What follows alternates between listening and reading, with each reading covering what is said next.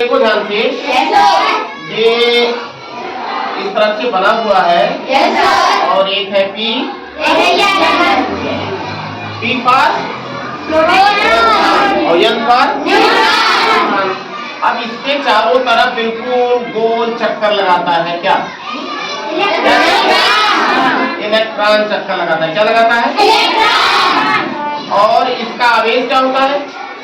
Electron का आवेश minus यानी ऋण आवेश होता है। और ये जो प्रोटॉन होता है इसका आवेश प्लस यानी धन आवेश होता है। यहाँ धन आवेश होता है।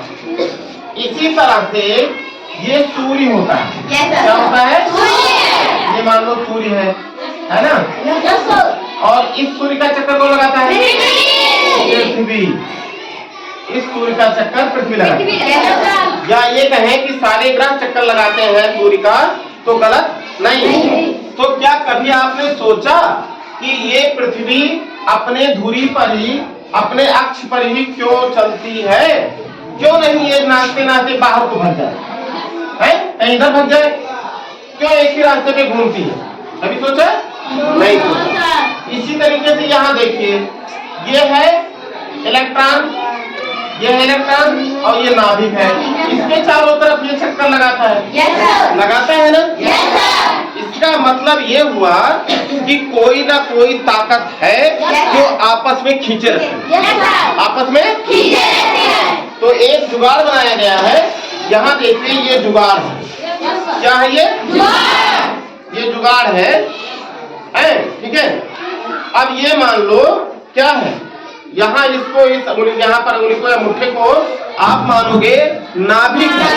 क्या है? और या फिर सूर्य। या तो ये नाभिक है या तो सूर्य। अब ये देखिए चक्कर लगा रहा है, अपने स्थान से कहीं जा रहा है? अपने स्थान से अलग जा रहा है? जो उसका अक्ष है, जो रास्ता है उसी पे चल रहा है। कौन चल रहा है? इलेक्ट्रॉन और प्रोटॉन भी चलता है। इलेक्ट्रॉन चलता है और पृथ्वी चलती है। देखिए इस तरह से, एक नहीं चलती है इस तरह, ये इस तरह से देखिए, कभी ये चलती रहती है, चलती रहती है। इसका मतलब सूर्य और पृथ्वी के बीच में कोई आकर्षण बल लगता है। कोई आकर्षण बल। इसी प्रकार से चूंकि इलेक्ट्रॉन ऋण आवेश होता है और प्रोटॉन धन आवेश होता है, तो उसमें भी आकर्षण बल लगता है कि नहीं लगता है? जैसा यहाँ देखो, इसमें नजदीक से बेटा, यहाँ देखिए ध्यान से, ये क्या है बताइए? ये सूर्य है। ये क्या है? ये वाला बताओ, बुध। ये क्या है? शुक्र, है ना? और ये वाला पृथ्वी है। अब ये सारे इसका चक्कर लगाते हैं कि नहीं चक्कर लगाते? और कोई अपने रास्ते से भटकता है? नहीं भटकता है ना? कोई अपने रास्ते से भटकता नहीं है कभी? या कभी इस सूर्य को छोड़ के गया नहीं? नहीं गया ना? इसका मतलब हुआ कि सूर्य और ग्रहों के बीच में कोई आकर्षण बल है, तभी वो बराबर एक त्रिज्या पर, एक दूरी पर घूमता रहता है। बराबर एक दूरी पर घूमता रहता है। तो समझ में आया? क्या समझ में आया? जो इलेक्ट्रॉन है नाभिक का चक्कर क्यों लगाता है?